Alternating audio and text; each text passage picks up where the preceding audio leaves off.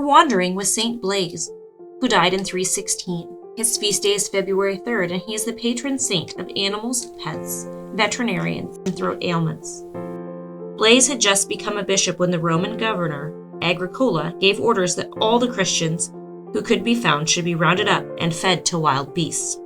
Your life is in danger, Blaise's friends warned him, so he fled to the hills outside his city of Sebaste in Turkey, which was part of the Roman Empire in those days.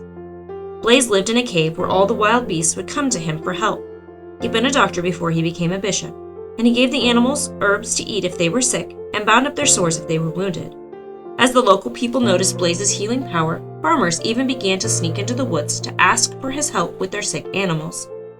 Whole herds of wild deer crept up to his cave, and flocks of birds landed on the ground around it to ask for his blessing.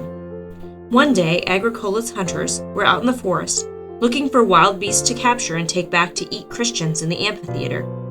They stumbled upon Blaise's cave. Blaise was there, kneeling in prayer. All around him, wounded animals waited patiently. Wolves, bears, and even lions. Agricola's hunters knew that catching the missing bishop might earn them an even bigger prize than any wild animal they could find. So instead of capturing animals, the hunters captured Blaise and took him back to Agricola. On the way, Blaise saw a wolf trotting by with a whole pig in its jaws. A poor woman stood on the side of the road nearby weeping. "What am I going to do?" she said. "The wolf has stolen my pig." "Wolf!" Blaise said. "Bring this woman's pig back." To everyone's astonishment, the wolf padded meekly up to the woman and dropped the pig at her feet, alive and without a scratch. When the hunters brought Blaise back to the city, a woman ran up to them in the streets, her little boy in her arms. "This is my only son," she has cried. "He is choking on a fishbone." Blaise prayed and the boy was healed.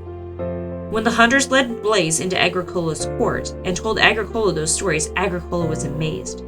"But you still must renounce your faith," he told Blaise. Blaise refused, so Agricola had him thrown into jail, where the woman whose son Blaise had cured brought him a pair of candles to drive away the darkness. Then Agricola had Blaise put on the rack and ordered his flesh torn with iron wool combs. A coat of mail, heated red hot, was put on his injured skin, but Blaise still wouldn't deny his faith. So Agricola ordered that Blaise be tossed in the lake to be drowned. When Blaise's feet hit the water, they didn't plunge through. Instead, he began to walk across the surface just as if it was dry land. He walked all the way out to the middle of the lake and sat down. "If you believe in your gods," he called to the pagans on the shore, "then come join me on the water." Some of them tried, but they all drowned. Then Blaise heard a voice from heaven. "Go back to shore," he said. "It's time to accept your fate." So Blaise walked back over the water to land where Agricola had him beheaded, because the king didn't know what to make of the miracles he had seen.